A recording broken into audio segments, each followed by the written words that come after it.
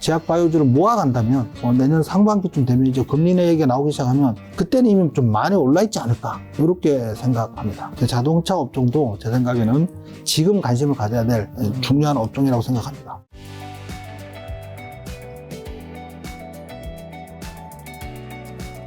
자, 그러면 이제 지금 제약바이오 섹터는 좀 요즘 어떻게 보시나요? 2020년부터 제약바이오 관련주들이 코로나19 진단키트 관련주, 치료 관련주, 그 다음에 백신 관련주 해가지고 굉장히 많이 급등을 했었어요. 제약바이오주들이. 그런데 갑자기 금리가 급격히 인상되면서 제약바이오주 역시 금융 레버리지에 취약한 종목이거든요. 왜냐하면 임상 실험을 하고 그러면 막대한 자금이 들니까 금융을 레버리지를 사용해야 되는데 금리가 올라가면 많이 못 올라갈 거거든요. 그런데 지금 시장에서는 어떻게 예상하고 있냐면 기준금리가 다 올라왔다.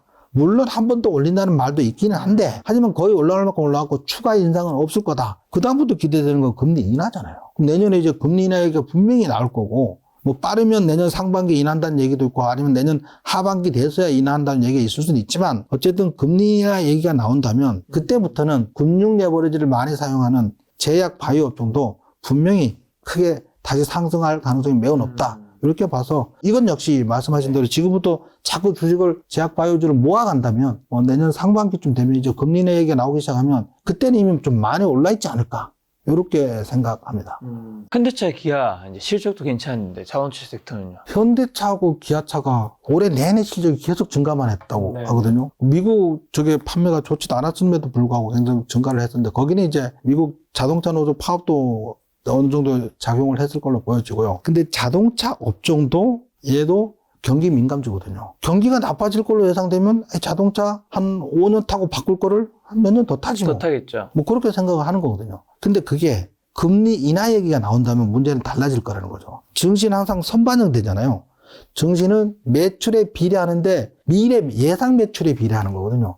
그러면 금리 인하 얘기 나오면 투자가 유리해진다는 얘기 나오고 당연히 금리 인하가 나오면 미국도 자동차는 할부로 사는 사람들이 대다수거든요. 할부도 자동차 매출이 늘어날 걸로 예상되고 그러면 결국은 지금 최근에 며칠 오르긴 했는데 많이 오른 상태가 아니거든요. 자동차 업종도 제 생각에는 지금 관심을 가져야 될 중요한 업종이라고 생각합니다. 자, 혹시나 원장님의 과거 뭐 성공 투자, 실패 투자 사례 뭐 한 가지 정도만 얘기해 주시면 어떨까요? 올해 얘기를 하자면 제가 1월 27일 날 네. 에코프로 BM을 매수를 했어요. 에코프로 BM을 매수했는데 거기는 이제 그 안에서 시장 상황하고 그다음에 매수 기법 여러 가지 종합적으로 판단을 해서 10만 7천 원에 매수를 했는데 뭐 다들 아시다시피 양극재 관련주들이 굉장히 많이 올랐지 않습니까? 이건 역시 굉장히 많이 오르고요.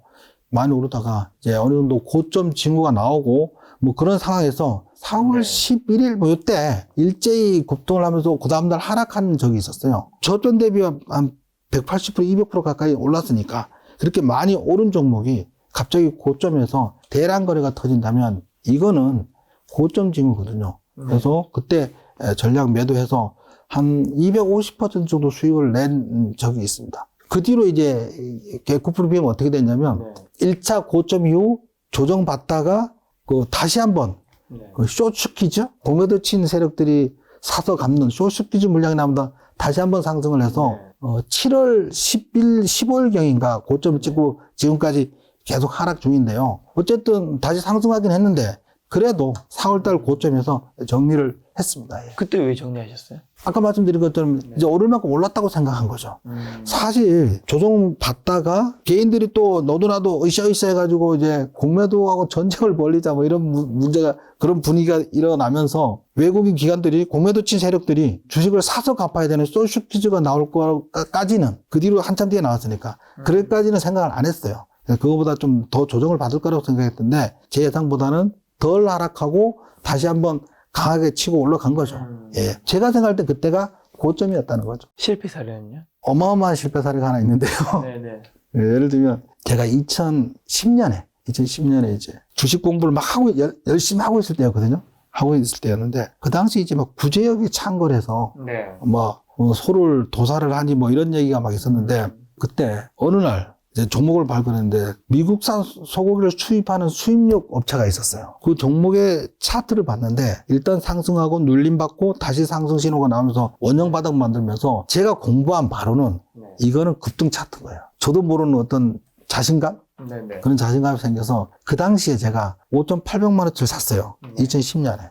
근데 한 2, 3일 지났는데 정말로 5일 연속 상한가를 가는 거예요. 그 얘가 갑자기 1억 1,800인가 눈에 딱 찍혔어요. 그때 제 목표는 이거는 아까 처음에 살 때부터 약간 이상한 느낌으로 샀다 그랬잖아요. 자신감. 네네네. 그리고 또 얘는 1억 1,800 됐지만 나는 2억에도 안 팔아. 3억, 4억 가는 거야, 얘는. 막 이렇게 생각을 들더라고요, 막. 근데 그 뒤로 이제 조정이 나오는데 이걸 막 저는 이제 저 자신을 설득하는 거죠. 야, 이건 세력이 개미를 털려고 조정받는 거야. 이건 눌림이야. 뭐 이런 그런 자기 편파성의 함정에 빠져서 그 뒤로 계속 하락을 해서 제가 그거를 1억 1,800까지 갔던 그 투자금을 1,800만 원에 전량 매도하고 회수한 적이 있습니다. 그래서 그게 책에다가 내용 써놨는데 저렇게 써놨습니다. 오현상 이후 마이너스 80% 손절한 사연. 그 당시만 해도 막 눈에 보이지 않는 거죠. 그래서 사실은 2차전지 관련주 지금 막 굉장히 고점에서 몰려서 고생하시는 분들 있잖아요. 그분들 어떤 얘기도 듣지 않잖아요. 그분들의 그 느낌을 저도 그때 느꼈던 거죠. 그 자기 편파성의 함정은 스스로 헤어나기가 좀 어려운데 주변에서 아무리 얘기해도 듣고 싶은 얘기만 듣는 거죠. 근데 주식은 영원히 상승하지 않고 영원히 하락하지 않듯이 일정 부분 상승했다 하락하게 돼 있습니다. 거기에서 어렵겠지만 요번에 기술적 반등이 나온다면 절반이라도 비중 축소하기를 권합니다. 예. 자, 원장님께서 종목 선정할 때 혹시 특별한 기준이나 중요하게 보는 거 어떤 거 있으실까요? 한순간은 주식을 투자해서 돈을 번 사람들이 많은데 5년 정도 기간을 딱 부여하면 주식 투자에서 성공한 사람들 비율이 굉장히 작은 거죠. 5% 미만인 거죠. 대부분 실패라는 거죠. 그 이유는 사실 주식 투자를 잘하는 법은 간단하긴 합니다. 우리 2차전지 강풍을 받듯이 시장에서 막 핫한 종목, 모든 사람이 열광하는 종목을 투자를 안 하면 돼요. 근데 그거 투자 안 하는 게 어려운 거지, 이게. 그렇죠, 그렇죠. 나만 소외되는 것 같고. 맞아. 조바심이 느끼는데 그런 핫한 종목을 투자를 하지 않고 시장 주도주가 될 종목을 투자를 해야 된다는 거죠. 그래도 이제 조금 앞서 말씀드린 것처럼 올 4분기나 내년 상반기에 주도주가 될 업종을 시향을 분석해서 건설주, 제약바이오 관련주, 자동차 관련주 이런 걸 말씀드린 거잖아요. 그게 지금 보면은 그렇게 될까 싶은데 시간이 지나면 대부분 그렇게 돼요, 사실은. 시장이 그렇게 흘러가는 거거든요. 근데 뭐 예를 들면 2차전지 관련주가 막 굉장히 많이 올랐는데 2027년까지 계속 매출이 늘어날 거니까 계속 올라갈 거라고 생각해서 막 100만 원, 에코프로를 100만 원 넘는 데서 따라잡고 이렇게 하면 수많은 사람이 그런 투자를 하기 때문에 거기 감정에 휩쓸리는 그런 투자를 하기 때문에 실패를 하는데 일단 시장에서 가장 핫한 종목만 따라사지 않아도 성공할 확률이 훨씬 높아진다. 이렇게 정리하고 싶어요. 예. 그리고 또 재무제표 뭐 볼 때 중요하게 보는 거 있으세요? 제가 이제 초간단 재무제표 체크 포인트라고 제가 만들었어요. 네. 초간단 재무제표 체크 포인트라고 만드는데 참고로 제가 전공이 회계학이에요. 회계학을 나왔어요. 그래서 대학 다닐 때 다들 그런 거 해봤지만 저도 고시 공부한다고 까쭉대고 그러면서 전공 수업은 좀 등한시하고 헌법, 민법, 행정법, 법학과 수업 신청해서 듣고 그러느라고 전공을 소홀히 했는데 이상하게 회계학은 A뿔이더라고요. 아마 회계학에 대한 저희가 좀 좋아하는 그런 게 있나 봅니다. 그런데 개인 투자자들이 기업을 분석하기 위해서 기본적 분석이라 그래서 가치를 분석하기 위해서 재무제표나 손익계산서나 현금흐름표를 분석해서 이 기업이 일단 망할 기업이냐 망하지 않을 기업이냐를 따지고 저평가된 종목을 찾고 이런 걸 분석하기까지는 쉽지 않아요, 이게. 정말 많은 공부가 필요해요. 거기다가 재고자산을 평가하는데 선입선출법이 어떻고 후익선출법이 어떻고 이런 것들을 우리가 배워서 한다는 거는 사실 말이 안 되는 얘기고요. 이런 것들은 우리 그 증권사 애널리스트한테 맡겨두자고요. 그래서 우리가 할 수 있는 거는 뭐가 있냐. 그래서 만든 게 초간단 재무제표 체크 포인트인데 예를 들면 우리가 주식을 고를 때 가장 궁금한 게 이게 망할 기업이냐 망하지 않을 기업이냐를 궁금하잖아요. 근데 그걸 내가 재무제표를 분석해서 판단하려면 이게 굉장히 공부가 많이 되고 훈련이 많이 되는 건데 불가능하단 말이에요. 그런데 우리 FN 가이드라고 있잖아요. 각 증권사 HTS 보면 FN 가이드를 다 제공을 해요. 클릭하면 이제 보여지는 거니까. FN 가이드에 들어가면 각 기업에 대해서 분석 자료를 올려놓은 건데 여기에 보면 자산 운용사별 보유 현황 이런 부분이 있어요. 예를 들면 삼성자산운용이 이 기업을 몇 프로 보유했는지, 신한자산운용이 몇 프로 보유했는지, 그러니까 자산운용사들이 이 기업에 몇 프로 보유했는지가 쭉 나오거든요. 그래서 자산운용사들이 이 기업을 보유하고 있다면 이 기업은 우리가 생각하는 과연 망할 기업이냐 망하지 않을 기업이냐는 고민할 필요가 없다는 거지. 그네들이 망할 기업이라면 보유하고 있지 않을 거라는 거죠. 그렇죠. 요것만 보면 일단 절반은 끝난 거야. 우리가 궁금한 건 망할 기업이냐 망하지 않을 기업이냐니까. 그렇게 하면 될 것 같고요. 그 다음에 또 보는 게 파이낸셜 하이라이트라고 뭐 매출액 나오고 영업이익 나오고 당기순이익 나오고 PER 나오고 PBR 나오고 뭐 ROE 나오고 막 이렇게 쭉 나오는 게 있어요. FM 가이드 가면 그 부분에서 저는 아무것도 안 보고 저것만 보라 그래요. 영업이익하고 당기순이익만 보라. 여기서 최근에 2, 3년 적자가 이어진다면 그 기업은 피해라. 왜? 적자가 몇 년 이어지면 자본 잠식됐을 가능성이 많고 기업의 현금 흐름이 열악할 가능성이 많기 때문에 그런 기업은 피하는 게 좋다. 더 볼 것도 없다. 그런데 이제 한 직전 2년 정도는 적자인데 작년 실적은 흑자인데 흑자가 좀 많이 났어. 이런 경우는 이제 기업이 재무가 개선될 확률이 높으니까 그런 기업은 다음 단계까지 넘어가는 거죠. 여기서 이제 다음 단계는 뭐냐면 재무 비율에 들어가면 유동 비율이라고 있어요. 유동 비율은 뭐냐면 1년 안에 현금화할 수 있는 유동 자산을 1년 안에 갚아야 될 유동 부채로 나눈 값이 유동 비율이거든요. 갚아야 될 돈보다 현금화할 수 있는 돈이 많으니까 100%가 넘으면 좋은 건데 얘가 100%, 150%, 200% 된다면 현금흐름에 당장 문제가 없을 거라는 거죠. 현금화할 수 있는 돈이 1년 안에 갚아야 될 돈보다 훨씬 많다면 이 기업은 재무적으로 현금흐름상 안정적이라는 거예요. 근데 얘가 200%, 뭐 300%까지 된다면 그 기업 회사 안에 현금이 넘쳐나는 거죠. 굳이 현금 흐름표까지 내가 보고 분석할 필요가 없다는 거죠. 유동 비율만 보면 되는데 단 이 유동 비율은 특이하게 재고 자산 있잖아요. 재고 자산이 1년 안에 현금화할 수 있는 거잖아요. 팔면 현금 되는 거니까. 네. 근데 재고 자산이 늘어난다는 거는 기업에 나쁜 거니까 얘가 왜곡시킬 경향이 있거든요. 그래서 유동 비율 바로 앞에 당자 비율이라고 있어요. 네. 재고 자산이나 외상 매출고 이런 걸 제외한 현금성으로 한 건데 당자 비율을 같이 보면 훨씬 판단하기가 더 유리하고 적중률이 높은 거죠. 이런 것만 보셔도 예를 들면 딱 1초 만에 이 기업 분석을 살지 말지 결정한다면 유동 비율만 봐라. 100% 넘는다면 현금 흐름에 문제가 없고 현금 흐름에 문제가 없으려면 이 기업은 뭐 현금이 들어와 있든 네. 기업 실적이 좋아질 거라는 거죠. 네. 그래서 항목 간 상관관계에 대한 이해도가 높은 제가 우리 개인이 그 어려운 걸 전부 해결을 배울 필요가 없다는 거지. 지금 말씀드린 것만 보고 판단해도 충분하다는 거죠. 지금까지 틀린 적 없습니다. 만약에 걔가 유동 비율이 굉장히 좋은데 유상증자를 했어. 네. 아니 현금으로 문제 없다면 유상증자 왜 하는 거야? 그런 유상증자는 투자를 위한 그런 유상증자일 가능성이 높은 거지. 그건 어쩔 수 없는 거잖아요. 그 다음에 이제 한 가지 마지막으로 성장성 부분이 있는데 네.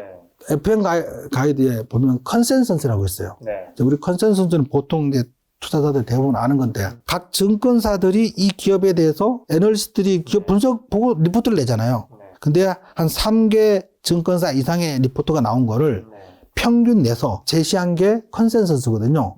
이제 이 기업에 대해서 예를 들면 뭐 SK 하이닉스에 대해서 네. A 증권사에서 원래 연말 매출액 얼마, 영업이익 얼마, 당기순이익 얼마, 2024년 영업이익 얼마, 당기순이익 얼마, 매출액 얼마, 이거 쭉 2025년까지 보통 상계년 발표를 하는데 이게 상계 정도 증권사에서 평균치를 낸다면 그나마 좀 더 믿을 수 있는 거 아니냐. 근데 얘가 계속 상승하고 있어.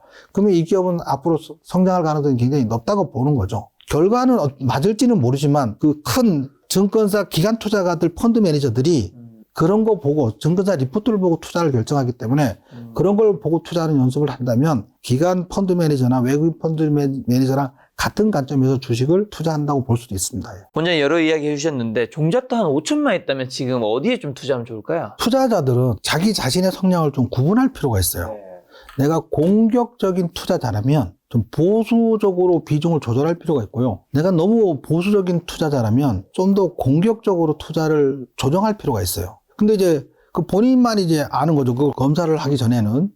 근데 본인만이 아는 건데 수도 생각해보면 알 수 있습니다. 근데 이제 먼저 이제 공격적인 투자자여서 한 번에 승부를 보려고 하고 많이 막 10배, 주식 투자에서 10배 오를 종목을 투자를 하고 싶다. 이러신 분들은 로또 복권 생각하시면 돼요. 로또 복권 당첨자가 매주 나와요. 한 명에서 10명씩 나오고 적게는 10억, 많게는 뭐 100억씩 당첨자가 나오는데 이놈의 로또 복권을 평생 사도 안 되는 거예요. 나는 1등이. 주식 투자를 하면 10배를 이상 수익을 내서 그 은퇴한 사람들이 간혹 나와요. 근데 우리 그러니까 모든 사람이 주식 투자를 하려면 10배 수익이 목표인 거야. 네. 근데 10배 수익을 목표로 하면 로또 복권과 똑같다는 거지. 절대 안 된다는 거지. 내가 주식시장에서 살아남는 법을 연습을 하고 내 돈을 지키는 연습을 하다 보면 그런 기회는 분명히 와요. 10배 수익을 내거나 또 5배 수익을 내는 기회는 오는데 주식 투자 자체를 10배 수익 내려고 종목을 고르기 시작하면 고르다 보면 좀 이상한 막 작전주 고르게 되고 잡주 고르게 되고 막 이렇게 되거든요. 그게 변동성이 크니까. 그러면 나의 잔고는 점점 쪼그라들 확률이 높아요. 그래서 일단 목표를 조정하기를 바랍니다. 좀 보수적으로 조정하기를 바라고요. 그럼 내 돈을 지키는 연습을 하고 주식을 배워서 한다는 생각을 하고 나면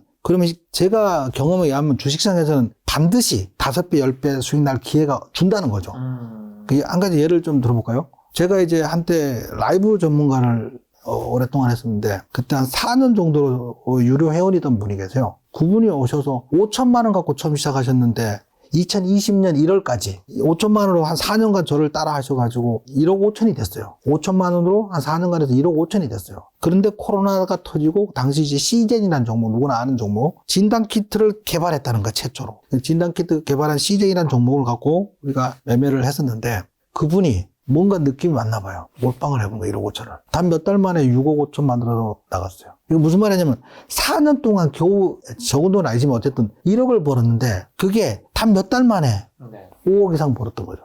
그런 것처럼 내 돈을 지키고 조금씩 안정적으로 하다 보면 기회가 온다는 거죠. 근데 처음부터 그렇게 난 10배 벌려고 생각을 한다면 이거는 로또 복권 당첨자. 사람들이 로또 복권에 미치는 이유는 뭐예요? 매주 당첨자가 나온다는 사실이죠. 그렇죠. 저게 내가 될 수 있지 않을까? 그러니까요. 근데 주식 투자도 마찬가지거든. 분명히 10배 수익 난 사람이 나오거든. 근데 10배를 목표로 하면 안 된다는 거예요. 당연히 10배를 목표로 하지만 지금 이 주식을 고를 때 10배를 목표로 하면 절대 안 된다는 거죠. 그러면 오히려 아까 쇠탭이 꼬이고 그래서 계좌가 쪼그라들 확률이 높은 거죠. 그래서 저는 이제 그거 좀 조절해야 될 것 같고, 그리고 만약에 5천만 원 있어. 그러면 저를 보고 이걸 어떻게 조절하면 좋을까? 아까 예를 들면 보수적인 사람은 좀 더 공격적인 투자도 역시 마찬가지입니다. 너무 보수적으로 안정적으로 하면 예를 들면 코스피 200 지수를 2배로 추정하는 코덱스 레버리지에 추정을 했다면 걔를 2007년에 갖고 있으나 지금 갖고 있으나 오히려 마이너스예요. 레버리지인데도 불구하고 너무 보수적이란 거죠. 때로는 주식 투자는 약간의 공격적인 성향도 욕심도 내야 된다는 거죠. 너무 막 그건 추구하면 안 되지만, 그래서 제가 제시하는 이제 포트폴리오라면 한 5천만 원 있다면 2천만 원 정도는 미국 주식으로 달러로 바꿔서 테슬라 1,000만 원, 엔비디아 1,000만 원 이렇게 사라고 권하고 싶고요. 나머지 이제 3천이 있을 거잖아요. 3천 중에 3분의 1 정도는 지금 시점에서 시간이 지난 시점이 아니고 현재 시장에서는 SK하이닉스나 그다음에 뭐 동진 세미캠이나 이런 종목들을 한 1,000만 원 정도 투자하면 좋을 것 같고, 아까 말씀드린 것처럼 시장 상황이 결국은 우크라이나 전쟁도 끝날 거거든요. 끝나면 전 세계에서 그 재건하려고 자금을 모아준다고 이미 그 볼륨까지 다 정해져 왔어요. 얼마를 지원하겠다. 전 세계도 돈을 펀딩을 해가지고 그거 쏘면 되는 거니까 당연히 건설주를 지금부터 사모아야 된다는 거죠. 그게 막 많이 오른 상태에서 사면 그게 안 되고 지금부터 사모으면 될 것 같고, 아까 말씀드린 좀 더 공격적으로도 볼 수 있다고 친다면 2차전지 관련주 고점 대비 한 50% 하락했잖아요. 기술적 반등 공간이 나온다고 제가 여러 번 말씀드렸었는데, 기술적 반등을 이용해서 좀 공격적인 투자를 한다면 뭐 여러 가지가 있을 수도 있겠지만 대동소이할 거라고 생각해요. 그중에 굳이 이제 저를 보고 고른다면 포스코 홀딩스나 포스코 퓨처엠을 고를 것 같아요. 왜요? 에코프로나 에코프로에 비하면 너무 시장에 관심이 집중되고 너무 미마되고 변동성이 너무 크고, 그 다음에 예를 들면 뭐 완성차 배터리 업체 있잖아요. 삼성 SDI나 LG 에너지솔루션이나 뭐 SK이노베이션 이런 것들은 좀 변동폭이 너무 작고, 그래서 그 중간쯤에 있는 거 약간 공격적으로 포스코 퓨처엠이나 포스코 홀딩스에서 한 1,000만 원 투자할 것 같습니다. 원장님 주식시장에 있으면서 보셨던 대부분 사람들 주식들 돈 잃는 이유는 뭐라 생각하세요? 일단은 시장에 유명한 종목, 관심이 집중된 종목을 추격 매수하기 때문이다. 일단 시장에서 핫한 종목을 멀리 해야 되고, 막 연일 증권방송 떠드는 종목을 멀리 해야 된다. 그러면 성공 확률이 월등히 높아진다는 거죠. 그렇게 하면 실패 확률이 90%라면 그걸 하지 않으면 실패 확률이 20, 30% 아래로 떨어지는 거죠. 급등하는 종목을, 시장에 핫한 종목을 추격 매수하지 않는 것도 쉬운 일은 아니에요. 그렇죠. 인간이 심리가 작용해서 포모라 해서 우리가 내가 사지 않았을 때 올라갈 것 같은 조바심을 느끼기 때문에. 그 다음에 두 번째는 손절을 잘해야 된다. 손절을 잘해야 되는데, 예를 들면 내가 주식을 샀어. 예상대로 상승하면 내버려 두고 예상과 다르게 하락한다면 이 종목을 손절을 해야 되는데, 우리는 사람은 심리적으로 손절을 싫어해요. 100만 원을 벌었을 때의 기쁨보다 100만 원을 잃었을 때 고통을 2배 이상 크게 느낀다고 합니다. 이제 이런 걸로 이제 1968년에 논문을 써서 2002년도에 노벨 경제학상을 받은 분이 계시는데, 제가 이름은 생각이 안 나는데, 뭐 그것처럼 손절을 싫어해요. 근데 예상과 다르면, 예를 들면 한 가지 예를 들어볼게요. 내가 5종목을 샀어요. 한 종목은 30% 수익, 한 종목은 20% 수익, 한 종목은 10% 수익, 한 종목은 5% 수익, 한 종목은 마이너스 10%야. 싹 팔면 이익이잖아요. 근데 우리는 어떻게 하냐면 수익 난 건 팔고 마이너스 10% 물린 거는 수익 난 걸로 추가 매수해서 물타기해서 내버려둬요. 그 다음에 이제 물린 거 놔두고 또 5종목 사서 또 30%, 20%, 10%, 5% 수익 또 10% 또 물렸어. 이거 3번만 반복하면 내가 주식 투자한 자금의 총 투자금의 절반 이상이 물려 있는 거예요. 이 물려 있으면 나머지 절반 갖고 아무리 열심히 수익을 내도 계산은 절대 플러스 안 돼요. 이거 바뀌질 않아. 근데 심리적으로 이걸 바꿀 수가 없는 거야. 그런데 내가 예를 들어서 주식을 샀는데 예상과 다르면 팔아. 내가 이렇게 상승할 거라 예상했는데 내려가면 팔아. 예상대로 올라가면 내버려둬. 또 주식을 또 샀는데 예상과 다르면 팔아. 예상대로 올라가면 놔둬. 이렇게 하면 내 계좌에 수익난 종목만 70, 80% 남아있게 돼요. 왜? 예상과 다른 거 팔았으니까. 이게 너무나 간단한데 손절이 싫어서 이걸 못해 사람들이. 그래서 손절을 잘하면 기분은 나쁜데 계좌는 늘어나고 손절을 싫어하면 기분은 나쁘지 않은데 계좌는 점점 쪼그라드는 신기한 경험을 하게 되는 거죠. 그 다음에 이제 마지막 중요한 거는 주식 투자는 반드시 배워서 해야 된다는 거죠. 뭐 저희 학원에 오지 않더라도 어떠한 방법이든 간에 책을 막 많이 보든 뭐 유튜브를 많이 보든 어떤 선생님을 만나든 아니면 뭐 저희 학원에 오면 더 좋고요. 그렇게 주식을 먼저 배워서 해야 된다는 거예요. 배워서 하지 않으면 주식은 절대 성공할 수가 없다. 자, 김작가 TV에 또 처음 나오셨는데 저희 시청자분들에게 마지막 투자 조언 한마디만 좀 주신다면요. 주식 투자 반드시 배워서 하자. 배워서 하자. 그리고 너무 시장에 핫한 종목을 추격 매수하기보다는 상승할 종목을 연구를 통해서 미리 사자. 뭐 이렇게 하고 있는 거고요. 이제 저기 뭐 워렌 증권하고는 항상 열려 있어요. 뭐 제가 심지어 토요일, 일요일도 항상 나와 있거든요. 학원에. 언제든지 열려 있으니까 뭐 궁금한 거 있거나 어려운 점 있거나 뭐 그런 거 있으시면 언제든지 오셔서 저랑 차 한잔 마시면서 하시면 됩니다. 언제든지 열려 있습니다. 원장님의 학원에 뭐 가면 좋겠지만 가지 않더라도 우리가 주식을 살 때 사실 사는 게 너무 쉽잖아요. 네. 그냥 매수 버튼만 누르면 사지니까 네. 그 몇 종목 살 돈으로 사실 이제 온라인의 강좌라든가 아니면 책이라도 정말 바이블 같은 책들 많이 네. 있잖아요. 그런 것들 좀 사서 사실 이게 사서 공부하는 거는 좀 어려운 길이잖아요. 네. 그러다 보니까 그런 거 안 보고 이제 종목부터 먼저 사놓고 공부하는 경우가 그렇죠. 있는데 좀 순서가 바뀌지 않나. 우리가 고등학교 이제 시절로 중고등학교 시절 돌아가서 이제 개념과 문제 풀이가 있는데 개념을 이해하지 못했고 개념을 모르는데 문제 푸는 경우는 없는 거잖아요. 그럼요. 네, 개념을 또 공부하고 여러분들이 실전 주식 투자에서 많은 수익을 좀 얻으셨으면 좋겠다는 생각 들었습니다. 오늘 만나는 손님은 김용호 원장님이었습니다. 지금까지 여러분 소중한 시간 함께 해주셔서 정말 감사합니다. 오늘도 김 작가였습니다. 고생 많으셨습니다. 고생 많으셨습니다.